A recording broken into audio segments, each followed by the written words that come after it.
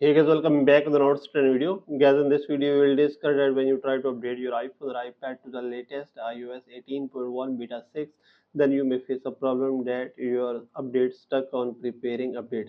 So how can you fix it? So guys, we can fix it very easily. So simply guys, you may just go back, and first of all guys, you may just open the settings of your iPhone or iPad, and guys, you make sure that you have an active internet connection. If you're connected Wi-Fi, you may click here on your Wi-Fi name.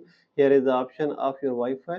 Click here and click on forget this network and connect it again. And if you're connected mobile data, you will make sure that your 3G 4G or 5G is working properly. So you may click here on aeroplane mode and turn this off, then click here on mobile services and click on mobile data options, and you may select 3G 4G or 5G from here. Then guys, you may go back again, and here is the option of VPN. If there is any connected VPN, you may disconnect that. Then you may scroll it down and click here on general, and you may click here on background app refresh, and you may turn this on.